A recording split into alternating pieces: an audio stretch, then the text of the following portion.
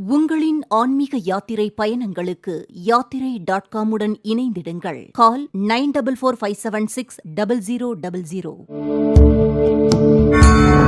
திருநீர்மலை நீர்வண்ண பெருமாள் கோயில். தோள் கண்டார் தோளே கண்டார், தொடுகழல் கமலம் அன்ன தாள் கண்டார் தாளே கண்டார். இது கவி சக்கரவர்த்தி கம்பர் ஸ்ரீ ராமரின் அற்புத அழகை வர்ணிக்கும் பாடல். ராமரின் தோளை கண்டவர்கள் அந்த அழகிலே மயங்கி தோளையே பார்த்து கொண்டிருந்தார்களாம். வீரக்கழல் அணிந்த தாமரை போன்ற பாதங்களை கண்டவர்கள் அந்த அழகிய பாதங்களையே பார்த்து கொண்டிருந்தார்களாம். மையோ மரகதமோ மறிக்கடலோ மழை முகிலோ, ஐயோ இவன் வடிவென்பது ஓர் அழியா அழகுடையான் என்று இன்னொரு இடத்தில் ராமரின் அழகில் சொக்குகிறார் கம்பர். அப்பேற்பட்ட பேரழகான ராமரை காண ராமாயணம் எழுதிய வால்மீகி முனிவருக்கே ஆசை ஏற்பட்டது. அவரது எண்ணம் நிறைவேற அவருக்கு ஸ்ரீ ராமபிரான் காட்சி கொடுத்த ஒரு அற்புத தலம் உண்டு. அந்த தலத்திலே அழகு ராமரை கண்டு தரிசிக்க ஆவல் கொண்டு வந்தால், வந்த இடத்தில் ராமரோடு பள்ளி கொண்ட நாதரும் காட்சி கொடுத்தால் எப்படி இருக்கும்? அப்படி இருவரையும் காணும் பெரும் பேறு கிடைக்கும் பொழுது திருமால் சாந்த நரசிம்மராய் காட்சி கொடுத்தால், அடடா இதற்கு மேல் வேறு என்ன வேண்டும் என்று எண்ணும் போது அங்கேயே திருமாலின் உலகளந்த திருவிக்கிரமன் தரிசனம் கிடைத்தால் அதுவல்லவோ ஆனந்தத்திலும் ஆனந்தம், பேரானந்தம். ஓருருவை தரிசிக்க வந்தால் திருமால் 4 திருவுருவமாக காட்சி தரும் அந்த அற்புத தலம் திருநீர்மலை நீர்வண்ண பெருமாள் திருக்கோயில்.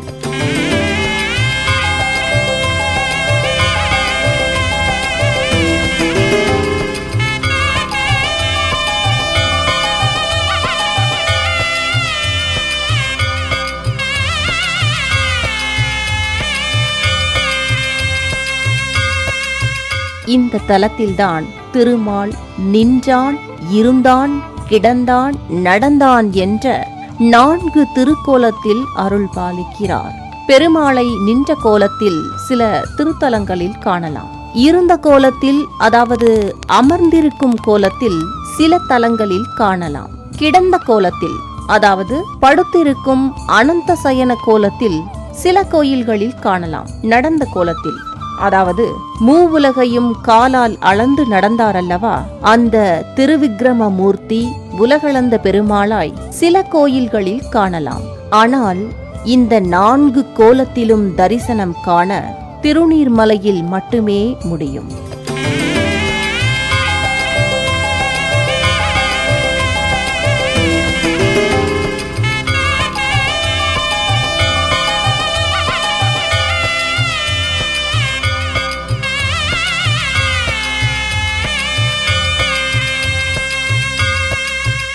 இத்தலம் சென்னை தாம்பரத்திற்கு 10 கிலோமீட்டர் தொலைவில் செங்கல்பட்டு மாவட்டம் பல்லாவரம் வட்டத்தில் அமைந்துள்ளது. இது ஒரு மலை கோயிலாகும். மலையிலும் மலையடிவாரத்திலும் 2 பெரிய கோயில்கள் அமைந்துள்ளன. இம்மலைக்கு தோயாத்ரி மலை என்ற பெயரும் உண்டு. தோயம் என்றால் நீர் என்று பொருள். ஒரு காலத்தில் நீர் சூழ்ந்த மலையாக இருந்ததால் இது திருநீர்மலை என்ற பெயர் பெற்றது. தானாக தோன்றிய 8 பெருமாள் தலங்கள் சிறப்பானதாக கருதப்படுகிறது. இவை ஸ்வயம் வயக்த கஷேத்திரங்கள் எனப்படும். இதில் திருநீர்மலையும் ஒன்று.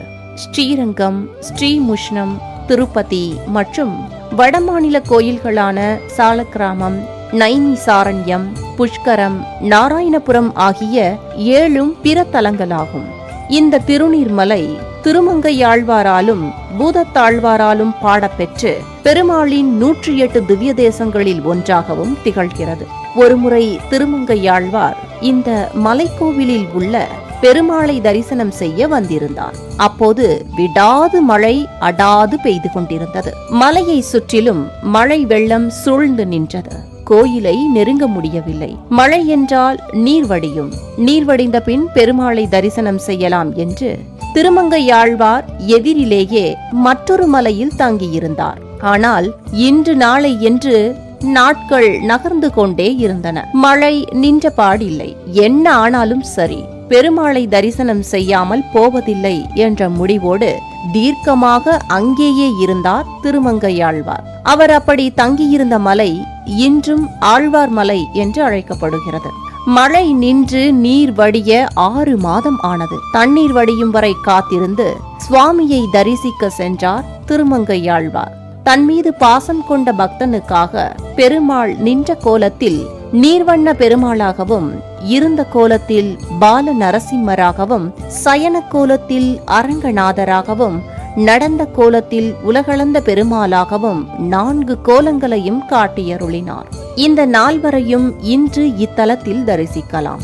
நீர்வண்ண பெருமாள் மலையடிவாரத்தில் உள்ள கோயிலிலும், அரங்கநாதர், நரசிம்மர், உலகளந்த பெருமாள் ஆகியோர் மலை கோயிலிலும் அருள்கின்றனர்.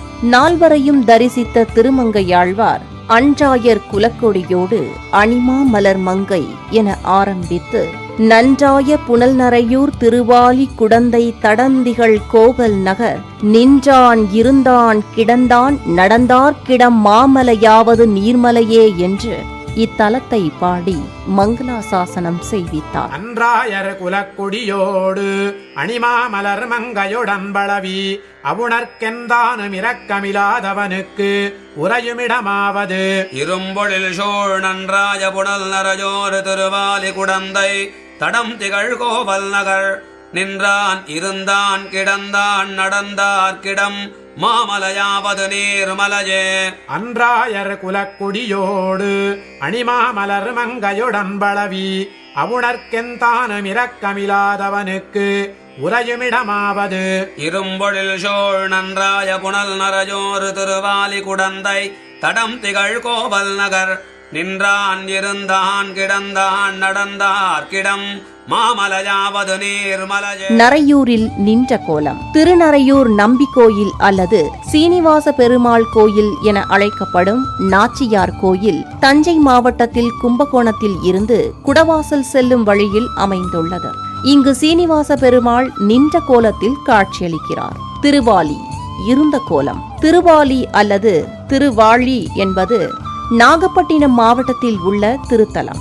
இங்கு பெருமாள் அழகிய சிங்கர் என்ற நாமத்துடன் நரசிம்மராய் அமர்ந்த கோலத்தில் வீற்றிருக்கிறார். குடந்தை கிடந்த கோலம். கும்பகோணம் 6வது பெருமாள் கோயில் அல்லது சாரங்கபாணி கோயிலில் மூலவர் பெருமாள் பள்ளி கொண்ட நாதராய் கிடந்த கோலத்தில் அருள் பாலிக்கிறார். கோவல் நகர் நடந்த கோலம். கள்ளக்குறிச்சி மாவட்டம் திருக்கோவிலூர் பெருமாள் கோவிலில் பெருமாள் ஒரு காலில் நின்ற நிலையில் மறுகாலை நீட்டி தூக்கியபடி நடந்த கோலத்தில் உலகளந்த பெருமாளாய் காட்சியளிக்கிறார். நின்றது நரையூரில், இருந்தது திருவாலியிலே, கிடந்தது குடந்தையிலே, நடந்தது கோவல் நகரிலே. இந்த 4 கோலங்களிலும் இருப்பது மாமலையாம் திருநீர்மலையிலே என்று திருமங்கையாழ்வார் பாடியுள்ளார். ராமாயணம் எழுதிய வால்மீகி மகரிஷிக்கு தன்னுடைய ராமபிரானை திருமண கோலத்தில் தரிசிக்க வேண்டும் என்று ஆசை எழுந்தது. அவர் இத்தலம் வந்து சுவாமியை வேண்டி தவம் இருந்தார். பெருமாள் அவருக்கு சீதா, லட்சுமணன், பரதன், சத்ருகணன் ஆகியோருடன் திருமண கோலத்தில் காட்சி தந்தார். அப்போது வால்மீகி தனக்கு காட்டிய தரிசனம் போலவே நிரந்தரமாக இங்கேயே தங்கும்படி சுவாமியை வேண்டினார். பெருமாளும் அவ்வாறே அருளினார். இவர் மலையடிவாரத்தில் தனி கோயிலில் நின்ற திருக்கோலத்தில் காட்சியளிக்கிறார். நீர் சூழ்ந்த மலையின் மத்தியில் இருந்ததால் இவருக்கு நீர்வண்ண பெருமாள் என்றும் தலத்திற்கு திருநீர்மலை என்றும் பெயர் ஏற்பட்டது. நீல நிற மேனி உடையவர் என்பதால் இவருக்கு நீலவண்ண பெருமாள் என்ற பெயரும் உண்டு. ராமபிரானுக்கும் சன்னதி உள்ளது. இவரது சன்னதியில் சுவாமியை வணங்கியபடி சுயம்புவாக தோன்றிய வால்மீகி காட்சி தருகிறார். இங்குள்ள ராஜகோபுரம் 3 நிலைகளுடன் ராமரின் பட்டாபிஷேகம் உட்பட பலவித சிற்பங்களுடன் காணப்படுகிறது. உயர்ந்து நிற்கும் கொடிமரம் செப்பு கவசத்துடன் அழகுடன் காட்சியளிக்கிறது. பொதுவாக அனைத்து கோயில்களிலும் சுவாமி சன்னதிக்கு எதிரில் ராஜகோபுரம், பலிபீடம், கொடிமரம் ஆகியன ஒரே வரிசையில் இருக்கும். ஆனால் இங்கு பலிபீடம், கொடிமரம் இரண்டும் ராஜகோபுரத்திலிருந்து விலகி தனியே உள்ளது. வால்மீகிக்காக ராமராகவும் நீர்வண்ண பெருமாளாகவும் மகாவிஷ்ணு காட்சி தந்ததால் இவ்விரு மூர்த்திகளும் இத்தலத்தில் பிரதானம் பெறுகின்றனர். எனவே இவர்கள் இருவருக்குமே முக்கியத்துவம் அளிக்கும் விதமாக ராமர் சன்னதி எதிரில் ராஜகோபுரமும் நீர்வண்ணர் எதிரில் கொடிமரமும் அமைக்கப்பட்டுள்ளன. இத்தலத்தை மங்களாசாசனம் செய்த திருமங்கையாழ்வார் இத்தல தாயாரை அணிமாமலர் மங்கை என குறிப்பிட்டு பாசுரம் பாடியுள்ளார். நீர்வண்ண பெருமாள் சன்னதியிலிருந்து தாயார் சன்னதிக்கு போகும் வழியில் ஒரு சிறு தனி மண்டபத்தில் ஆஞ்சநேயரை காணலாம். ராமர் இருக்கும் இடமெல்லாம் அனுமரும் இருப்பாரல்லவா, இங்கும் ராமர் சன்னதி நோக்கி கைகூப்பியவாறு காட்சியளிக்கிறார். இந்த கோயிலின் வளாகத்தில் நின்ற கோலத்தில் அருள் பாலிக்கும் அழகு ஆண்டாளின் தனி சன்னதியும் உள்ளது.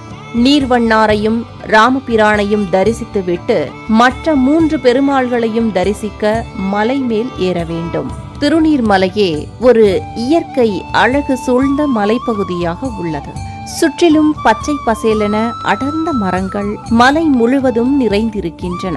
மனம் கவரும் அழகிய இயற்கை சூழலை ரசித்தவாறே மலைப்படிகளில் ஏறி சென்றால் திருமாலின் மற்ற 3 திருவுருவ தரிசனங்களையும் பெறலாம்.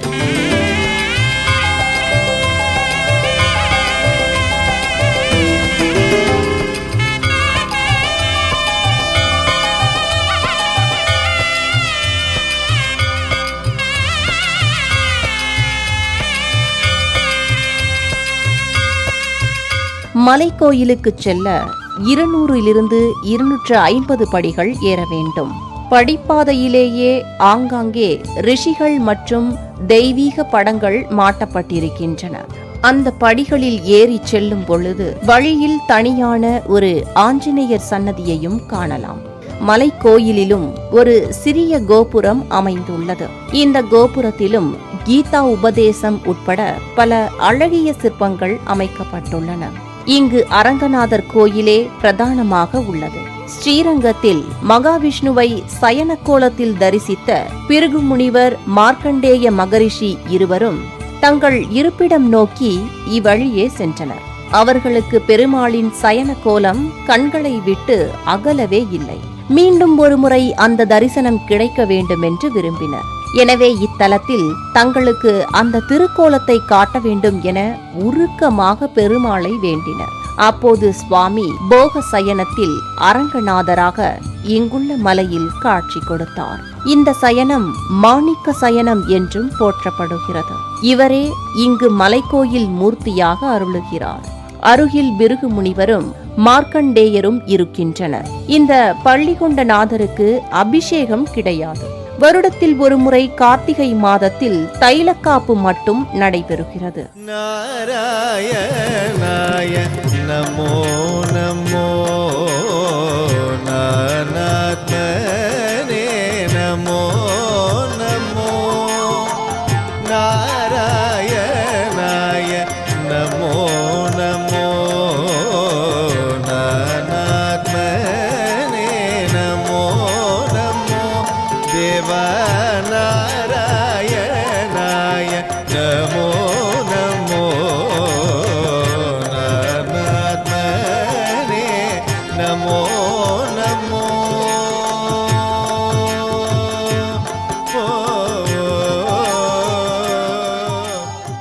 மலைமேல் கல்கி மண்டபம் என்று ஒரு மண்டபம் உள்ளது. இந்த மண்டபம் முழுவதுமே குதிரை வீரர்கள் சிலைகள் காணப்படுகின்றன. மலை மீது இருந்து பார்த்தால் கீழே உள்ள அழகிய புஷ்கரணியும் தொலைதூர சென்னையும் இயற்கையின் எழிலார்ந்த காட்சிகளும் கண்களை கவர்கின்றன. மலைக்கோயிலில் பள்ளிகொண்ட பெருமாள், பள்ளிகொண்ட அரங்கநாதரை தரிசித்த பின் அருகிலேயே சாந்த நரசிம்மரையும் உலகளந்த பெருமாளையும் தரிசிக்கலாம். பல கோயில்களிலும் நரசிம்மரை உக்ரமான கோலத்தில்தான் பார்க்க முடியும். ஆனால் அவரை சாந்த நரசிம்மராக பால ரூபத்தில் இத்தலத்தில் தரிசிக்கலாம். இரணியனை சம்ஹாரம் செய்ய நரசிம்ம அவதாரம் எடுத்த மகாவிஷ்ணு உக்ரமாக இருந்தார். அவரது உக்ர வடிவம் கண்டு சிறுவனான பிரகலாதன் மிகவும் பயந்தான். எனவே சுவாமி தன் பக்தனுக்காக உக்ரகோலத்தை மாற்றி அவனைப் போலவே பாலரூபத்தில் தரிசனம் தந்தார். இவரை பால நரசிம்மர் என்றழைக்கின்றனர். மலைக்கோயிலில் பால நரசிம்மர் சன்னதி உள்ளது. இவருக்கு பின்புறம் நரசிம்மர் சுயரூபத்துடன் 2 கரங்களுடன் காட்சி தருகிறார். இடக்கை ஆட்காட்டி விரலை உயர்த்தி காட்டுகிறார். இவரிடம் சங்கு சக்கரம் இல்லை. இவ்வாறு இங்கு பால வடிவம் மற்றும் சுயரூபம் என 2 வடிவங்களில் அமர்ந்த திருக்கோலத்தில் நரசிம்மரை தரிசிக்கலாம். சிம்மமுகனே நரசிம்மமுகனே, சிம்மமுகனே நரசிம்மமுகனே, கண்ணிலே உன் முகம் நெஞ்சிலே உன் புகழ், கண்ணிலே உன் முகம் நெஞ்சிலே உன் புகழ், நாமத்தை சொல்லி நான் போற்றுவேனே, தினம் போற்றுவேனே. மலைக்கோயிலிலே திருமங்கையாழ்வாருக்கு தரிசனமளித்த 4 திருவுருவங்களில் ஒன்றான உலகளந்த பெருமாளும் வீற்றிருக்கிறார். மகாவிஷ்ணுவின் 10 அவதாரங்களில் ஒன்று வாமன அவதாரம். அந்த அவதாரத்தில் மகாபலியிடம் சிறு பாலகன் வடிவில் நடந்து வந்து 3 அடி தானம் கேட்டவர் வாமனர். பின்பு விஸ்வரூபம் எடுத்து ஓரடியில் உலகத்தையும் 2வது அடியில் மேல் உலகத்தையும் அளந்துவிட்டு 3வது அடி எங்கே என்று கேட்டு திருவிக்ரமூர்த்தியாக நின்றவர். அப்படி ஒரு காலில் நின்று மறுகாலை உயரே தூக்கி உலகளந்த பெருமாளாய் நடந்த திருக்கோலத்தில் மலை மீது அருள் பாலிக்கிறார். பொதுவாக பெருமாள் கோயில்களில் உற்சவர் சிலையை மூலவர் முன்பு வைப்பது வழக்கம். இக்கோயிலில் மூலவர் அரங்கநாதர் மலைக்கோயிலிலும் உற்சவர் அழகிய மணவாளர் அடிவாரத்தில் உள்ள கோயிலிலும் காட்சி தருகின்றார். மலைக்கோயிலில் உள்ள அரங்கநாதருக்கு சித்திரையிலும், அடிவாரத்தில் உள்ள நீர்வண்ண பெருமாளுக்கு பங்குனியிலும் பிரம்மோற்சவம் நடக்கிறது. வைகுண்ட ஏகாதசியின் போது அழகிய மணவாளர் சொர்க்கவாசல் கடக்கிறார். இவரே மாசி மகத்தன்று கருட சேவை சாதிக்கிறார். நரசிம்மருக்கு ஆணியிலும், உலகளந்த பெருமாளுக்கு ஆடியிலும் ஒரு நாள் விழா நடக்கிறது. அப்போது இவ்விருவரும் அடிவார கோயிலுக்கு எழுந்தருளி கருட சேவை சாதிக்கின்றனர். அரங்கநாதர் தோயகிரி விமானத்தின் கீழ் காட்சி தருகிறார். சனிக்கிழமைகளில் இவருக்கு விசேஷ பூஜை நடக்கிறது. அப்போது இவருக்கு புஷ்பாங்கி அலங்காரம் செய்கின்றனர். சித்திரை உத்திரத்தில் நீர்வண்ணர் அணிமாமலர் மங்கை திருக்கல்யாணமும், பங்குனி உத்திரத்தில் அரங்கநாதர் அரங்கநாயகி திருக்கல்யாணமும் நடைபெறும். பொதுவாக கோயில் விழா காலங்களில் சுவாமி ஒவ்வொரு நாளும் ஒவ்வொரு வாகனத்தில் எழுந்தருளுவார். ஆனால் இக்கோயிலில் அரங்கநாதர் ஒரே நாளில் 7 வாகனங்களில் பவனி வருவார். தை மாத ரத சப்தமி அன்று இந்த அற்புத தரிசனத்தை காணலாம். அன்று காலை சூரிய உதயத்திற்கு முன்பு அரங்கநாதர் சூரிய பிரபை வாகனத்தில் எழுந்தருளி மாடவீதி சுற்றி தீர்த்தக்கரைக்கு எழுந்தருளுகிறார். சூரிய உதய வேளையில் பெருமாளின் பாதத்தில் இருந்து முகம் வரையில் படிப்படியாக தீபாராதனை செய்வார்கள். இதனை பெருமாளுக்கு சூரியனே செய்யும் பூஜையாக கருதுவதுண்டு. பின்னர் அனுமந்த வாகனம், கருடன், சேஷன், குதிரை, சிம்மம், சந்திரபிரபை ஆகிய வாகனங்களில் சுவாமி உலா வருவார். ஹரிநாராயண ஹரிநாராயண ஹரிநாராயண நாராயண ஓம் ஹரிநாராயண ஹரிநாராயண ஹரிநாராயண நாராயண. இத்தலத்திற்கு 3 ஏக்கர் பரப்பளவில் நடுவில் நீராழி மண்டபத்துடன் அழகிய தெப்பக்குளம் உள்ளது. கும்பகோணத்தில் உள்ள மகாமக குளத்தில் 19 தீர்த்தங்கள் சங்கமித்திருப்பதாக ஐதீகம். அதுபோல் இந்த கோயிலின் புஷ்கரணியில் சித்த தீர்த்தம், சொர்ண தீர்த்தம், காருண்ய தீர்த்தம், ஷீர தீர்த்தம் என 4 தீர்த்தங்கள் சங்கமித்திருப்பதாக ஐதீகம். இத்தலத்தின் குளத்தில் நீராடி பெருமாளை வழிபட்டால் நோய் விலகி நலம் உண்டாகும். அத்துடன் சித்தம் தெளிந்து சகல சௌபாக்கியங்களும் கிடைக்கும் என்பது நம்பிக்கை. மலையில் அமைந்த கோயில் என்பதால் இங்கு பௌர்ணமி தோறும் கிரிவல வைபவம் விசேஷமாக நடக்கிறது. குழந்தை பாக்கியம் இல்லாதவர்கள் இங்குள்ள மரத்தில் தொட்டில் கட்டியும், திருமண தடை நீங்க பெண்கள் கிரிவலம் வந்தும் வழிபடுகின்றனர். சென்னை தாம்பரத்தில் இருந்து 10 கிலோமீட்டர் தொலைவில் திருநீர்மலை உள்ளது. பல்லாவரம் சென்று அங்கிருந்து திருநீர்மலை வழியாக செல்லும் பேருந்துகளில் 5 கிலோமீட்டர் சென்றால் இக்கோயிலை அடையலாம்.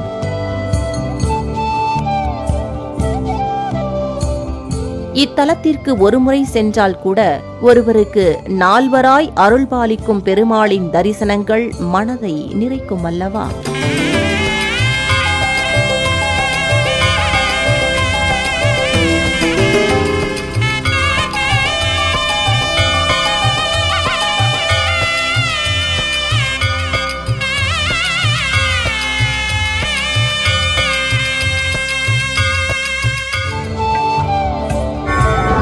திருநீர்மலை நீர்வண்ண பெருமாள் கோயில். உங்களின் ஆன்மீக யாத்திரை பயணங்களுக்கு யாத்திரை.com உடன் இணைந்திடுங்கள். கால் 9445760000.